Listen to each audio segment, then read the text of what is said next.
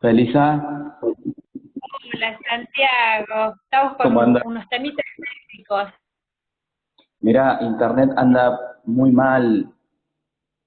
Sí, sí, lo que pasa, sí, intenté varias veces y me sale negra, todo oscuro la pantalla, todo oscuro. Entonces le digo yo, viste que mi hijo acá es experto, así que él se está comunicando con vos. Le digo, mira, no sé qué pasó y intenté varias veces. Ay, Dios, la Bueno, pandemia. bueno, pasa, pasa. Bueno, pero todo Te se escucho, soluciona. igual te escucho con un delay, llega tarde el audio y se escucha medio medio, así Ajá, que, sí. Y yo a vos te escucho bien. Yo a vos te escucho bien.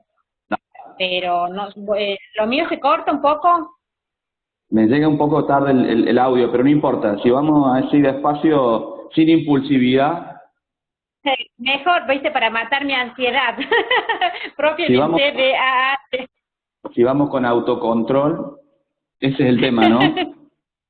La autorregulación, sí, Sí, tal cual. Ahora, bueno, te presento, para los que no lo dale, conocen, presente. con nosotros hoy, darte la bienvenida porque es un placer tenerte en este espacio junto a Familias Leonas. Gracias. Este, exactamente, es un Es placer bueno tenerte y escuchar, para que puedas... es bueno escuchar esto. Que hoy es un sí, placer para para vos. Sí. Así que nada, feliz, contenta, porque realmente, porque sos un capo, sos un especialista en el TDAH, digo, ¿por qué no Bayoni? Entonces, ¿Por qué no? Santi, como te digo yo. Entonces, porque fue un placer para mí, en primer lugar, conocerte desde esa vez que fuimos a Tucumán y entre todos poder entablar todo sobre este tema que es el TDAH. Eh, con nosotros el licenciado Bayoni, que es licenciado en psicología, máster en drogadependencia y especialista en el TDAH.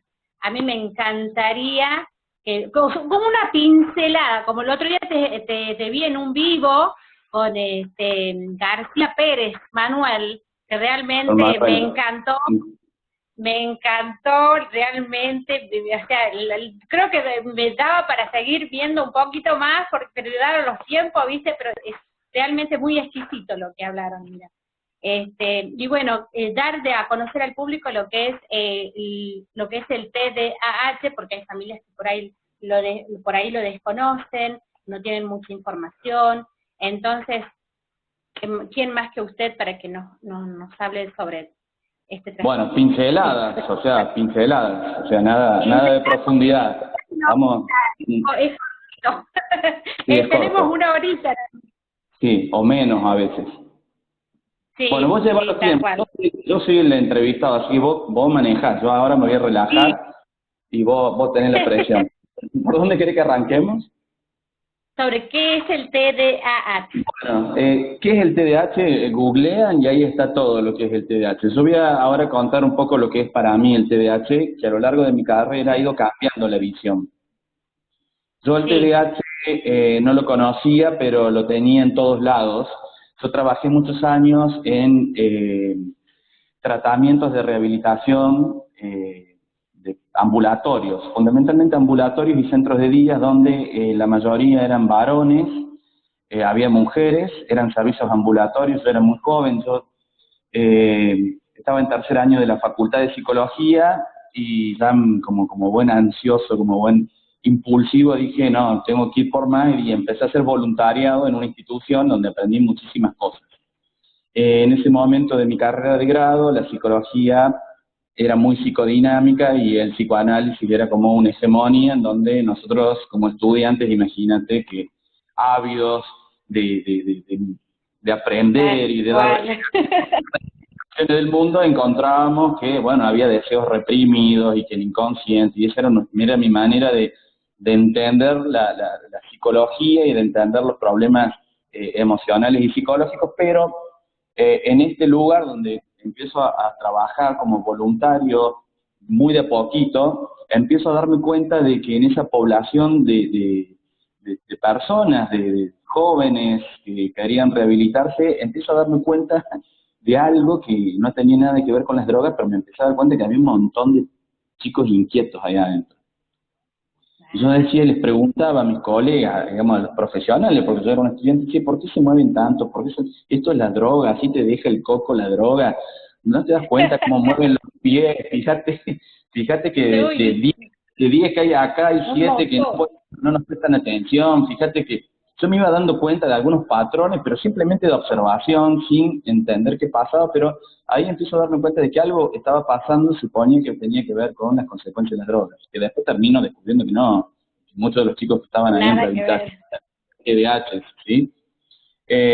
Termino mi formación de grado, del TDAH no sabía absolutamente nada, y un día empiezo a investigar, no puede ser, porque seguía trabajando en adicciones, por qué mueven mucho los pies, por qué cuando Internet todavía no andaba muy bien y no había mucha base de datos, y ahí descubro el famoso... Y entré como entraron muchos por Internet, y ahí empiezo a abrir los ojos y a empezar a encontrar a este 3.5% de la población, bueno, y empiezo a entender de qué se trata esto. Mi primera conceptualización del TDAH, que era una patología muy vinculada después a lo que... Sí, una patología. En mis primeros años era una patología. Después empecé a entender, gracias a la capacitación, a la formación, de lo que es un trastorno, la diferencia entre una patología y un trastorno, y lo que es la neurodiversidad, que es donde estamos parados hoy. No sé qué va a pasar de acá a 15, 20 años, pero hoy como entiendo el TDAH, lo entiendo que es una condición dentro del espectro de la normalidad con la cual uno nace. Estos son rasgos con los cuales uno nace. Depende del ecosistema en donde uno se desarrolle, esas cualidades se van a transformar en un trastorno o no. ¿Sí? Entonces el TDAH son características con las cuales uno nace. Estas características ya las sabemos todos, por eso ¿qué es el TDAH? Claro. Lo googleé, ya sale. Sabemos que son inquietos, impulsivos y desatentos, ¿sí? Sabemos eso, pero sabemos que hay un sector amplísimo de la población que no entra dentro de la zona de trastorno, porque tal vez esas características no superan un umbral, porque las condiciones escolares y familiares tienen ciertas características que hacen que esas cualidades no se transformen en un trastorno. El tema es que esas cualidades en un universo de personas se transforman en un trastorno, ¿sí? Y te complica la vida. Y sabemos que estas cualidades son de nacimiento y son para toda la vida, que se pueden mejorar, que se puede aprender, en fin, pero que básicamente el TDAH es una manera de llegar al mundo con estas características. ¿Y hay posibilidades de que se transforme en un trastorno? Sí. ¿Y qué es un trastorno? Es un conjunto de características que son las que están descritas en el DSM-5 y que dentro de los criterios diagnósticos, que la mayoría de mis colegas y a veces en la divulgación del TDAH no le dan mucha importancia, uno de los criterios diagnósticos es que interfiera en la vida. Porque si no te interfiere en la vida, no hablamos de TDAH, hablamos que sos un inquieto o un impulsivo, un desatento, pero tiene que estar eso de que te interfiere en la vida. Claro, exactamente. Sí, y te hago otra preguntita, porque yo sé que, pues, o sea, se nos va a hacer cortito porque empezamos a hablar y de un tema nos vamos al otro. Dale. Te quiero preguntarte, porque hoy la temática en sí es la autorregulación. Entonces, ¿por qué la autorregulación? ¿Qué nos puedes aportar y decir al respecto? Bueno, también es un tema súper hermoso y profundo y que da para varios análisis.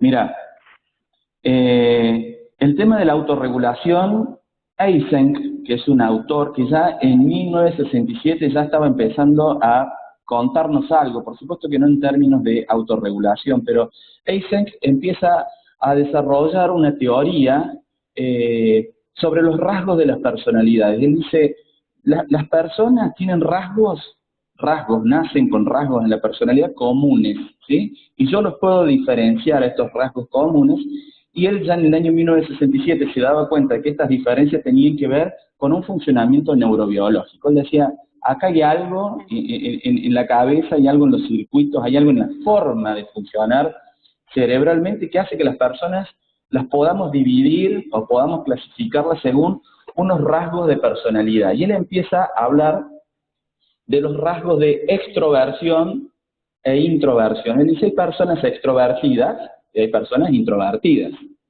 Las personas introvertidas son estas personas que ante la realidad más bien son conservadores, paso a paso, temerosos, que tienen por ahí se guardan las cosas, tienen un mundo interno muy protegido, ¿sí? Los introvertidos. Los extrovertidos, al contrario, son más bien hacia afuera, externalizan, son más bien de enfrentar. Entonces él dice, dentro de las personalidades hay algunos más introvertidos y hay otros más extrovertidos.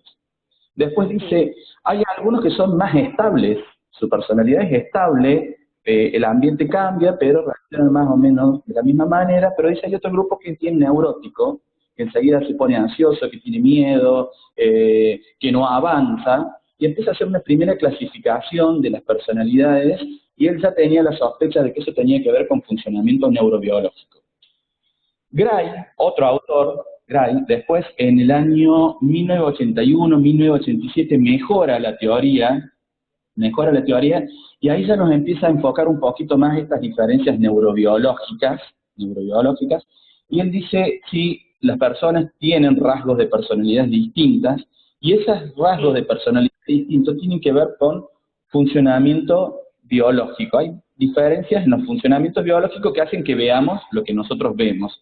Y empieza a hablar de que hay dos sistemas neurales, uno que se llama el sistema de inhibición conductual y el otro el sistema de activación conductual, que en algunas personas se activa más uno y en otros se activa más el otro. Esto es como algo binario, ¿sí?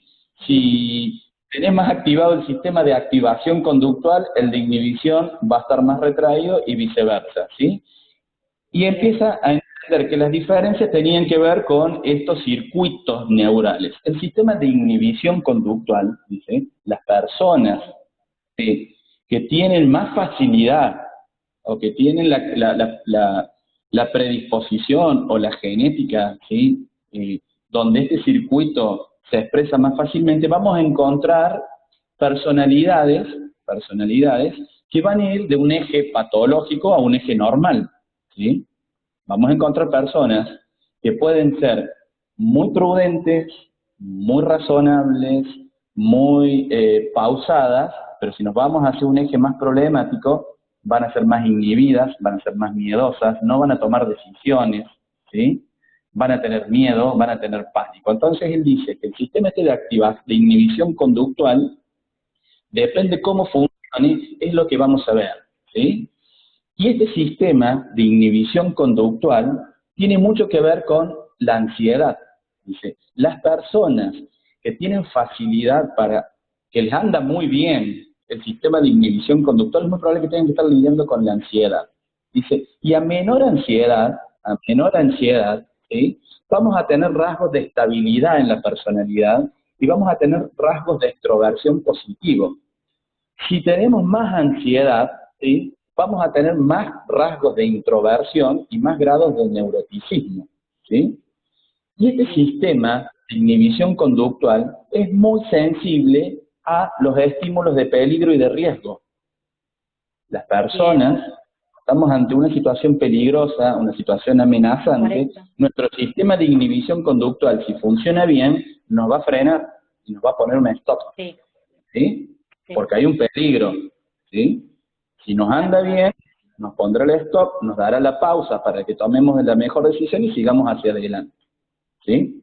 Y después dice, en la teoría de Gray, dice, hay otro eje que no es la ansiedad solamente, hay otro eje muy importante que es de impulsividad, ¿sí? Hay un eje que es de impulsividad, y depende de con cuánta impulsividad uno venga, vamos a ver personalidades, ¿sí? Que a menor impulsividad van a ser personas también con características estables, ¿sí? Que van a tener rasgos de introversión aceptables, pero si vinieron al mundo con montos de impulsividad altos, ¿sí? Vamos a tener rasgos de extroversión, ¿sí? Y de un tipo de neuroticismo particular. Entonces, el freno y el acelerador, por simplificarlo, el freno y el acelerador, ¿sí? Viene ya instalado. Nosotros venimos con el freno y con el acelerador instalado, y son estos dos sistemas que te vuelvo a decir que se llama el sistema de inhibición conductual y el sistema de activación. En el sistema de activación es casi todo el canal dopaminérgico, muy rico en dopamina, y el sistema, el freno, el líquido de freno, es la serotonina. Son esos dos, digamos, elementos fundamentales. ¿Qué es lo que pasa? Estos sistemas, en algunas personas, te vuelvo a decir, les anda mucho más el sistema de inhibición, y si les anda bien no hay problema, pero si les anda excesivamente bien, es muy probable que sean unos ansiosos, unos neuróticos, es muy probable que no tomen decisiones, es muy probable que tengan miedo y que tengan pánico, ¿sí? Venimos con los dos controladores, con el acelerador y con el freno, pero dice Gray, algo se destaca sobre lo otro, ¿sí? En el sistema de activación conductual, es el sistema que nos permite, ¿sí? Es un sistema muy eficaz y está preparado para responder rápidamente a los estímulos positivos. Así como el sistema de inhibición conductual responde sensiblemente cuando hay peligro, cuando hay posibilidad de triunfo, de ganancia, de éxito, se activa el sistema de activación, ¿sí? El sistema de activación es el que nos encamina hacia el frente, a tomar retos, a tomar decisiones, ¿sí?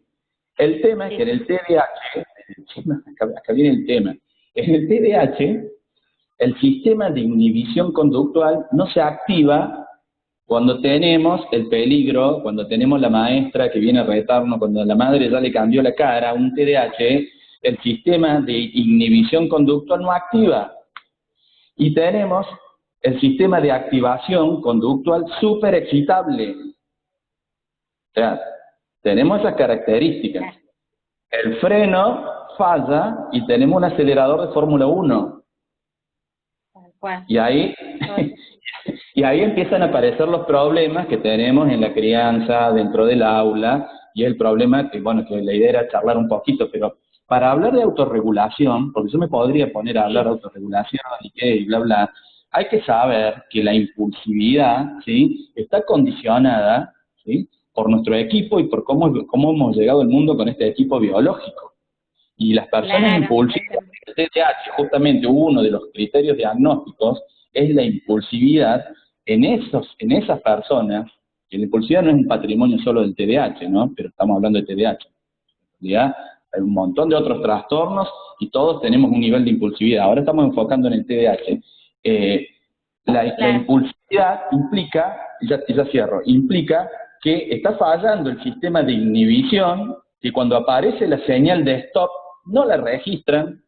Cuando aparece la señal de alto, no hay un registro, no hay un equipo biológico sensible para tomar esa señal y movilizar la inhibición. Y por el otro lado tenemos un equipo súper sensible en la búsqueda de novedades, en la búsqueda de gratificaciones. Por eso los TDAH siempre quieren la novedad, siempre toman retos, son curiosos, son acelerador.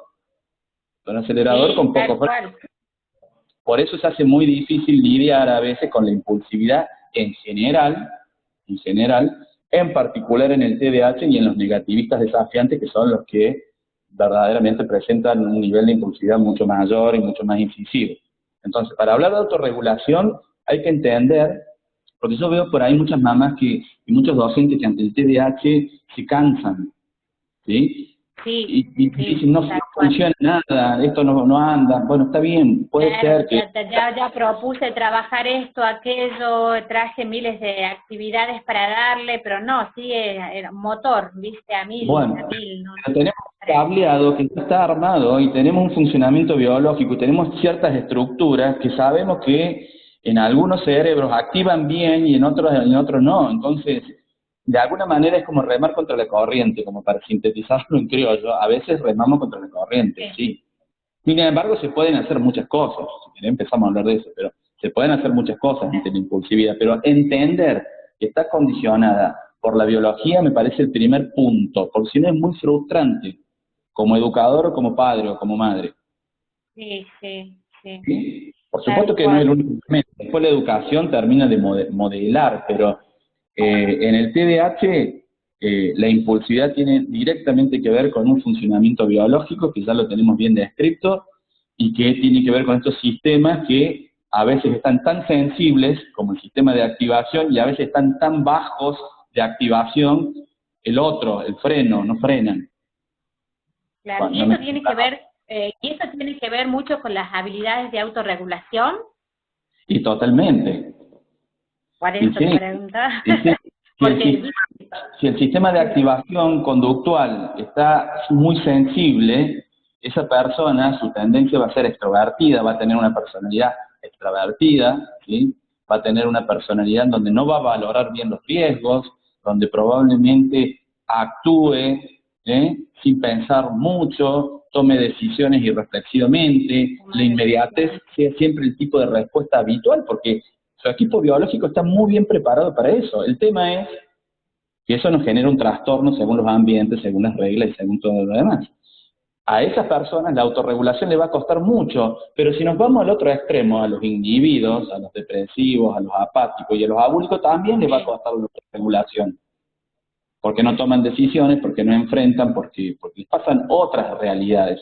Pero cuando tenemos este problema de impulsividad, sí, la autorregulación nos complica, y la autorregulación es un funcionamiento, digamos, el funcionamiento ideal. Y la impulsividad es un obstáculo, claro.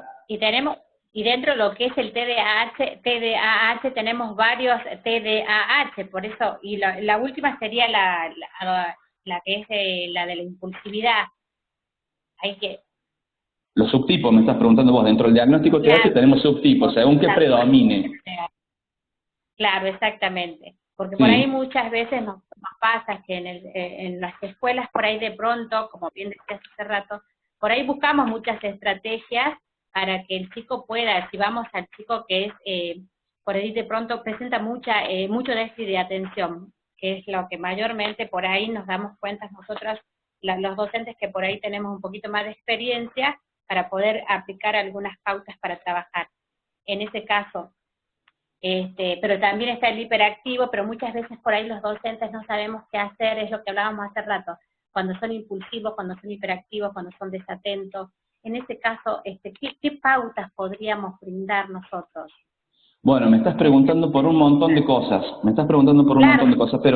pero por ahí estamos hablando de la autorregulación, y de pronto yo lo llevo a esto de lo que vivimos el día a día nosotros como mamás. Bien, mira, me voy a quedar en el eje de la impulsividad. Igualmente, yo te traje una teoría que después se toma Barclay, que es como uno de los referentes más grandes del TDAH. Barclay toma los desarrollos de Gray con este sistema de activación y de inhibición conductual, toma esa parte de la teoría, y cuando habla del TDAH nos dice el TDAH es un problema de inhibición conductual y en el comportamiento dirigido por reglas. Dice, es un problema de funciones ejecutivas, pero es un problema de inhibición. Y el síntoma de inatención es un problema de impulsividad también.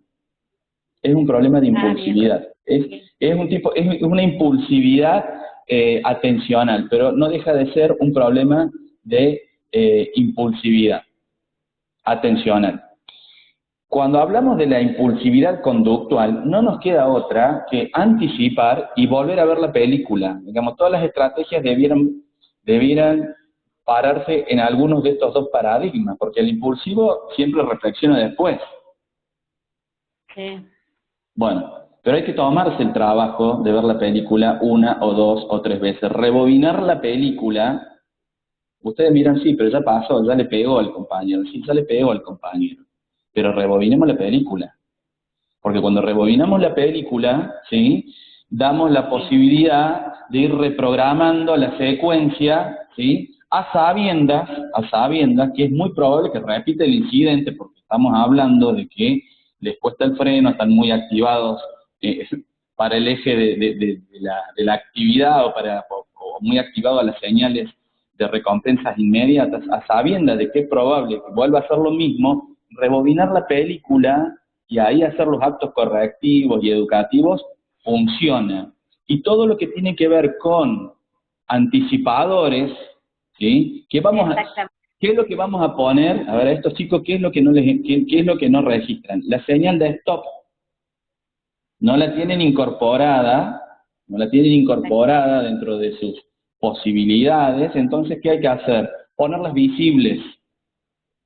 Las señales de stop tienen que estar visibles, no digo solo carteles, ¿sí? No digo solo a través de pictogramas o de leyendas. Tiene que estar visible la señal de stop con reglas claras, con repasar las reglas, con repasar las consecuencias, con sistemas de incentivos. Digo, tenemos un montón de elementos que a un TDAH le facilitaría la vida porque le estamos haciendo más reconocibles las señales de stop, que son las que se come siempre, son las que atropella, ¿sí? Y si atropelló, siempre hay que volver la película para atrás y ver por qué atropelló, qué alternativas podría haber tomado previamente, cómo gestionar un problema. Bueno, ahí viene todo el modelado, todo el coacheado que tenemos que hacer. Bueno, para eso hace falta paciencia y tiempo, básicamente. Paciencia y tiempo. Sí, para llegar al autocontrol. ¿Cómo trabajar el autocontrol? Bueno, el autocontrol tiene muchísimo que ver con la maduración del sistema nervioso. Pretender que un niño con TDAH logre el autocontrol a los 9 años es un fracaso total. O sea, podemos ir obteniendo algunos objetivos, pero el autocontrol como tal tenemos que esperar que madure en nuestro sistema nervioso, que según los últimos estudios parece que madura cada vez más tarde. Estamos hablando de 25, 30 años, pareciera que maduró la cosa. Entonces el autocontrol es un ejercicio para toda la vida, pero podríamos, en un desarrollo normal, a partir de los 16, 17, 20 años, el autocontrol ya es mucho más eficiente por un proceso propio de maduración. No obstante, el trabajo duro es en la primera parte de la infancia, y más si estamos atravesados, ¿sí?, por esta condición de TDAH o alguna otra que hoy las conocemos como los trastornos del neurodesarrollo, que en casi todos los trastornos del neurodesarrollo está la impulsividad y la dificultad para el autocontrol. Claro. Acá nos hacen una pregunta, Sí. para lograr mínimos objetivos. No, bueno, acá nos dicen, o sea, tal cual lo que estabas diciendo. Están afirmando. Bueno, yo soy un psicólogo que fui aprendiendo de a poco, y te digo que la mayor parte de mis aprendizajes ha sido de autodidacta, y he ido, bueno, conociendo y aprendiendo distintas cosas. Pero si no entendemos que este chico va a funcionar de esta manera, no vamos a poder hacer absolutamente nada que lo ayude, porque no hay nada que modifique cómo uno ha venido a este mundo. No hay nada.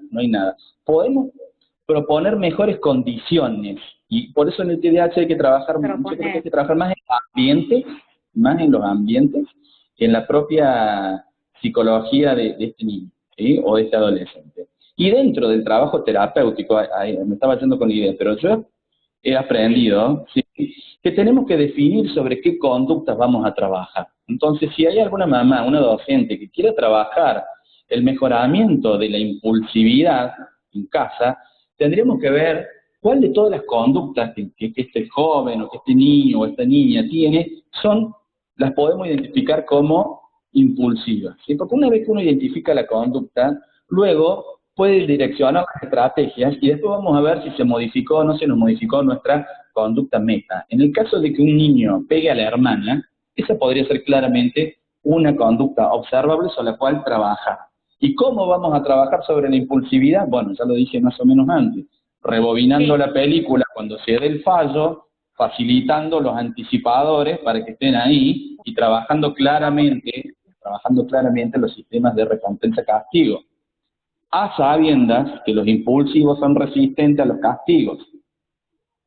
Alguien que tiene muy sensible el sistema de activación conductual, lo castigas y parece que te lo hace peor. Son muy insensibles a los castigos. En cambio, los inhibidos, a los que les anda demasiado el sistema de inhibición, son hipersensibles al castigo. Vos viste que los TDAH no importa nada.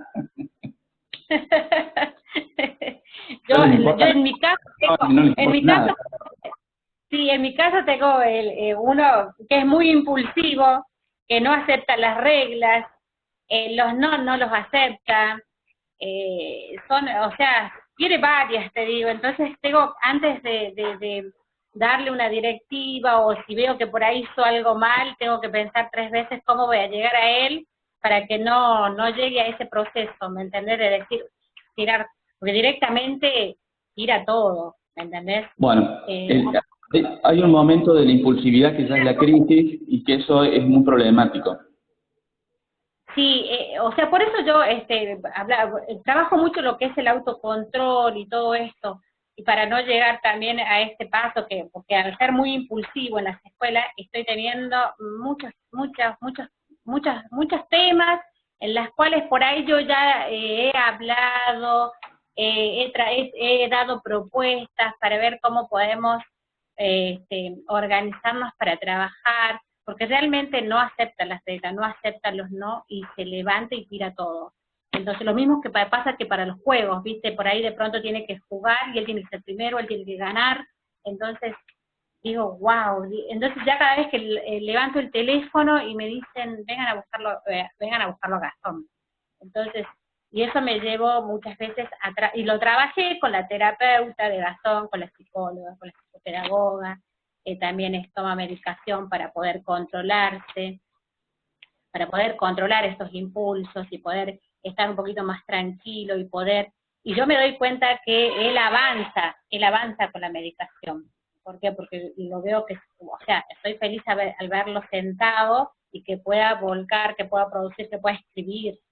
Entonces, por eso el tema de la impulsividad creo que es un tema muy importante hoy por hoy en las escuelas. Lo mismo que ahora cuando están haciendo las devoluciones. Por ejemplo, ahora están mandando muchísimas tareas y por ahí de pronto, viste, si demandan 10 puntos, mi hijo en este caso va a ser 3, porque tengo que también estar negociando, como bien decías hace rato, tengo que ir trabajando lo que es juego y tengo que ir trabajando lo que es tarea, como para que él pueda dar esa devolución, también como lo hacen los otros niños, porque es capaz, tienen potencial, tiene lo que es la música, lo que es la matemática.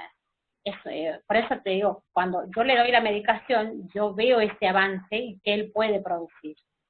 Por eso por eso me interesa mucho el tema de la autorregulación, de la impulsividad, para aportar un poquito más para todas las mamis. Bueno, vos estás mencionando varias cosas. Por un lado, estás describiendo perfectamente cuando una condición se vuelve un trastorno. Vos estás describiendo a un hijo que por su condición se le ha trastornado la vida porque en la escuela rompe las reglas, seguramente plantea desafíos para los docentes, no puede hacer las mismas tareas que los otros. Entonces, esa condición en algunos ambientes se vuelve un trastorno, pero tal vez esa misma condición en otros ambientes, el impacto disminuye, cede, y es un poco la lucha de la educación inclusiva, que es tratar de darle las mejores condiciones a cada uno. A veces se puede, a veces no se puede. Hay otro nivel de ataque, digamos, de lucha contra la impulsividad, aparte de lo que hemos hablado, que tiene que ver con el mejoramiento de los ambientes, y el mejoramiento de los ambientes tiene mucho que ver con las reglas, tiene mucho que ver con los ejemplos que están viendo. O sea, mejorar la impulsividad de la medicación es una etapa y es algo que se puede usar, pero digo, tenemos un arsenal anterior que es manejarnos con reglas claras, manejarnos con buenos ejemplos, tener buenos sistemas de recompensa, buenos sistemas de premio-castigo, rebobinar la película cuando hace falta, tener buenos anticipadores. Bueno, ahí ya ahí hay bastante para hay varios. No obstante, no se resuelve todo a veces y hay que recurrir a la medicación, que es una gran ayuda en aquellos casos donde la inhibición conductual es muy alta, donde por más que haya anticipadores, o por más que rebobinemos la película, por más que los sistemas de recompensa, castigo y ejemplos estén bien, se siguen saltando. Bueno, la medicación es una opción para activar el freno. Si la medicación clásica es un activador de freno. Exactamente, por eso te estaba escuchando y es tal cual como tú dices. Y también lo que por ahí también hago hincapié es, como para agregar a esto, por ahí, ¿qué nos puedes aportar con el tema del sistema educativo? Porque de pronto es en cuanto a las adecuaciones, porque viste que también eso tiene que ver mucho, se relaciona mucho en cuanto, por ejemplo, a nuestros niños con TDAH. Bueno, ¿cuánto nos queda? Nada. ¿A qué hora hay que terminar esto? Porque me estás preguntando el sistema educativo, mirá dónde te metiste vos, sistema educativo. Yo podría hablar del sistema educativo en el buen sentido de esto, de los aportes que podamos llegar a dar en cuanto a la educación. Mi opinión personal, que es muy personal. Porque nosotros como mamás, porque está bien, tenemos un niño con TDAH, es una lucha constante donde queremos que los niños se sientan aceptados, porque no es una discapacidad, es un trastorno, tienen mucho potencial para entregar, para dar. Nosotros como mamás trabajamos y los llevamos al centro donde lo hacemos ver con terapistas ocupacionales, con psicomotricistas, con todo lo que hace todo lo que es la parte de salud para que el chico tenga un buen tratamiento y pueda avanzar. Entonces de pronto aportar algo, porque el sistema educativo por ahí, para aportar en qué sentido, me refiero más a las adecuaciones por ahí, los contenidos que realmente por ahí bajar un poquito para poder trabajar, ¿qué puedes aportar en ese sentido como para opinar? Bueno, podríamos hablar mucho, pero la educación inclusiva yo creo que está bien descripta y bien definida, ¿sí? Creo al principio no sonaba muy inespecífico, pero si realmente te metes en el tema vas a ver que los conceptos son claros y que las prácticas que hay que hacer son claras. El tema es que no se hacen, ¿sí? Lo que tenemos que apuntar es una escuela inclusiva, pero que actúe verdaderamente inclusivamente. Si realmente lo hicieran, muchos de estos problemas no los tendríamos o los tendríamos bastante disminuidos. Yo siempre vuelvo, cuando tengo posibilidad, vuelvo al marco de acuerdo de Salamanca, de 1994, que para los que no me conocen, googleenlo, bájenlo y llévenlo a la escuela, a la directora y díganle, lea esto, porque esto es el comienzo de la escuela inclusiva, y estoy hablando de 1994, cuando no existía la palabra inclusión, se hablaba de adecuaciones, ¿sí? Pero a ese marco acuerdo de Salamanca del año 1994 participaron la mayor cantidad de países occidentales y se pusieron de acuerdo de cómo tenía que ser la escuela para que pudiera incluir, se hablaba de eso, de integrar, era el paradigma integracionista, cómo podemos integrar a aquellos chicos que son diferentes, y estas diferencias, plantea ese marco de acuerdo, son parte de la normalidad y de la diversidad. Entonces, las escuelas, está muy claro, porque está hecho para las escuelas, es un texto hecho para los gobiernos y para las escuelas. ¿Para qué? Para que puedan integrar, estoy hablando en los términos de 1994, para que puedan integrar a estos alumnos que son muy diversos y que plantean que esta diversidad no es sinónimo de patología, ¿sí? Y habla, dentro de esta diversidad de alumnado, los que tienen necesidades educativas especiales tienen que tener una acogida en la escuela, y dice ese marco de acuerdo qué hay que hacer, cómo hay que hacerlo, lo dice. La receta de la torta ya está. El tema es que las escuelas no cocinan torta, no cocinan con la receta y no la ejecutan, hacen otras cosas. Creo que hay mucho... Y acá, mira, te interrumpo un poquito, porque acá la devolución es escuela inclusiva, educación equitativa, digna y de calidad. Sí. Es una de las devoluciones que nos...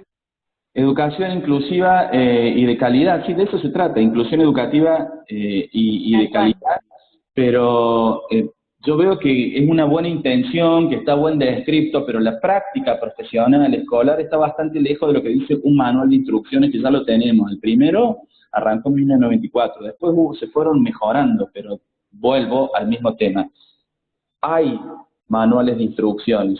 ¿Por qué no se hacen? Bueno, ya es otro problema, pero ¿qué hay que hacer? La escuela tiene que tomar las decisiones que tiene que tomar, incorporar las prácticas que tiene que incorporar, meter los profesionales que tiene que meter, tener el presupuesto que tiene que tener el sistema de salud al alcance de la mano. Ese marco acuerdo nos habla de que la educación integracionista, ¿sí? Y poder integrar chicos, o sea, fíjense, pero ya en aquella época dice Es cuestión de capacitación del personal docente. Con el personal docente que tenemos, hasta 1994 para atrás, no podemos hacer nada. Y dar recomendaciones a la escuela de cómo capacitarlo y con qué personal quedarse en la escuela. Porque ya tenían claro de que con un personal que no cree y que no está convencido de que el diferente tiene que ser educado bajo un principio de igualdad ante la ley, no te sirve para trabajar. Entonces, para que hablemos de una escuela inclusiva, el personal docente tiene que estar muy bien entrenado y muy bien capacitado. La gestión directiva tiene que ser ágil, tomar decisiones, tiene que estar comprometida, ¿sí? Es una escuela que tiene que tener recursos profesionales. Hay escuelas que tienen muy buenas intenciones, pero no tienen un profesional que les venga a dar una mano. Tiene que tener recursos adentro de la escuela.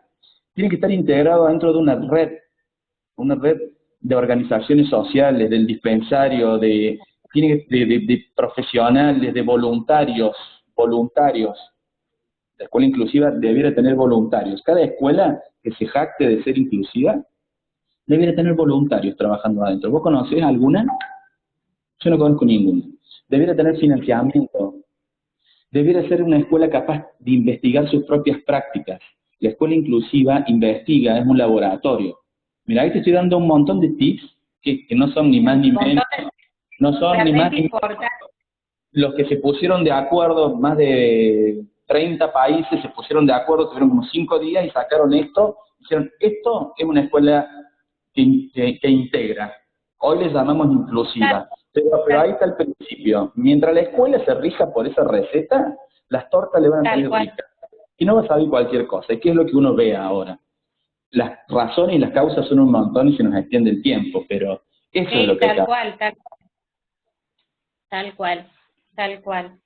O sea, la verdad que a mí me encanta esta charla porque realmente hay muchas familias que por ahí estamos un poquito desinformadas, otras tratamos, como vos bien decís, googleamos para interiorizarnos un poquito más sobre esta condición, para poder trabajarlo, porque muchas veces por ahí no nos sentimos acompañados desde el sistema educativo, porque nuestros niños son capaces, pero nosotros nos volvemos madres leonas, profesionales, médicas, psicólogas, pediatras, de todo, porque viste que nuestros niños hay que estar en cada cosa que ellos necesitan, sobre todo en estos temas que es tan importante de la autorregulación, la impulsividad, y de pronto llegar, uno como mamá o como profesional, o de pronto que tenemos un niño con TDAH, lo llevas a la escuela, quizás haces todo lo que nos pide y lo llevamos y de pronto, porque por la conducta ya no se ve la tarea, ya no se la tiene en cuenta la tarea, entonces un niño que no participa, que no trabaja,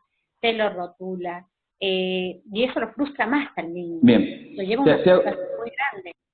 Vos me mencionabas las adecuaciones, y las adecuaciones son un instrumento más de la escuela inclusiva. No podemos pretender que las adecuaciones curriculares resuelvan lo que no resuelve toda la institución.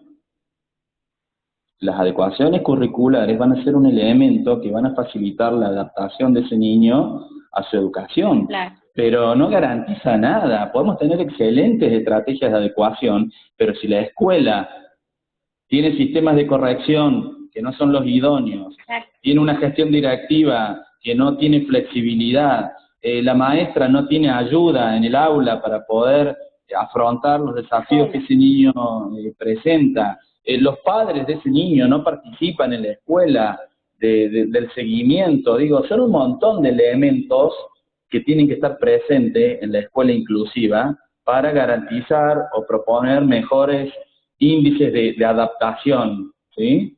El índice, el famoso índice de Mel Anscombe, que es Mel Anscombe, un inglés, hizo un índice de inclusión donde uno podría testear qué tan inclusiva es la escuela, y es un test muy difícil de tomar, pero hay algunas versiones simplificadas que nos permiten ver qué tan inclusiva es la escuela, y vamos a ver que las adecuaciones apenas un elemento más. Recién decía, veía ahí un comentario que Argentina es imposible. Bueno, yo por mi trabajo, porque hago algunos streaming para algunas comunidades de TDAH de Latinoamérica y de España fundamentalmente, pero porque estoy trabajando como psicólogo, con psicoterapia, con venezolanos, con chilenos, con españoles, Y con Colombia no pasa en todos lados, pasa en todos lados. Pasa en todo, no es un fenómeno solamente argento que la escuela está colapsada, no, pasa en España, pasa en Bolivia, pasa en Paraguay, pasa en todos lados esta realidad, en donde no hemos sabido o no hay voluntad, porque creo que esto tiene mucho que ver con las políticas educativas. Creo que vos y yo podemos tener muy buenas intenciones, pero un ministro es el que va a agarrar y el que va a firmar acá, ¿sí? Y este es el que te va a habilitar a que haya capacitación docente, probablemente habilite a que la escuela incorpore una psicopedagoga y un psicólogo. Digo, si vos abrís el marco de acuerdo, a los primeros que les habla el marco de acuerdo es a los gobiernos, y les habla a los gobiernos y les pide presupuesto, o sea, está muy claro eso. Si no hay presupuesto, no vamos a poder avanzar mucho. Entonces, no se frustren porque estamos luchando contra un sistema que no es tan fácil con adaptaciones curriculares o con una charla, porque no lo vamos a resolver. Sin embargo, hay que hacerlo, que es de hecho lo que hacemos todo el tiempo, pero todo el tiempo, pero pasa en todos lados, eso nada más, porque la idea que en Argentina no sé qué, no es solo en Argentina, lamentablemente. Exactamente. Acá se fue una pregunta: hacer adecuaciones para el sistema, bajar los contenidos a grados inferiores, no saben adecuar ese contenido al grado actual. Yo la otra vez escuchaba a una mamá que me decía de que ya estaba en primer año de la secundaria y de pronto las adecuaciones que le hacían eran para un niño de 5º grado, o sea que todavía seguían con ese tema, y cuando él ya, tendrían que haber incorporado, estar trabajando otros contenidos de acuerdo al año que estaba cursando. Entonces como que cada vez vas más para atrás, es un retroceso grande, no avanzaba. Era ver todos los años ese mismo contenido. No sé si me... Bueno, sí, te explicas, y como ese tipo de fallos hay un montón, y hay que entender que lo vuelvo a repetir, que los adaptaciones curriculares es simplemente un elemento más.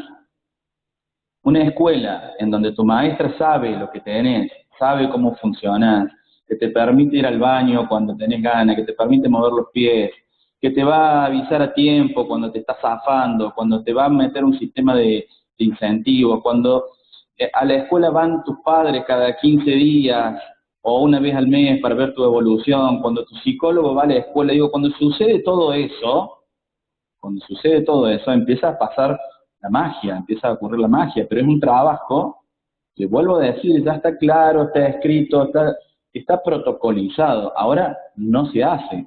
Entonces no pretendamos resultados cuando no estamos haciendo todo lo necesario para pedir los resultados.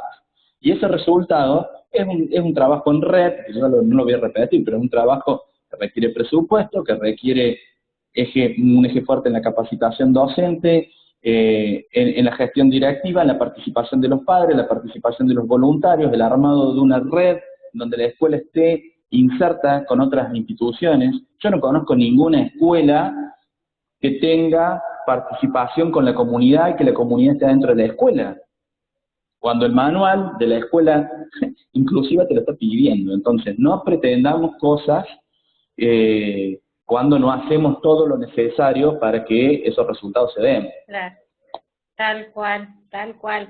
Sí, porque por ahí te pasa que de pronto cuando no sentís ese acompañamiento, porque a mí me ha pasado muchas veces por ahí, de pronto te entras a un aula y observas y ves, tenés 20 niños y de pronto 2 o 3 ya son hiperkinéticos, y de pronto realizas un informe y necesitas esas herramientas de pronto de un gabinete, de varias cosas fundamentales que hacen para que el niño pueda llegar a avanzar, ¿me entendés?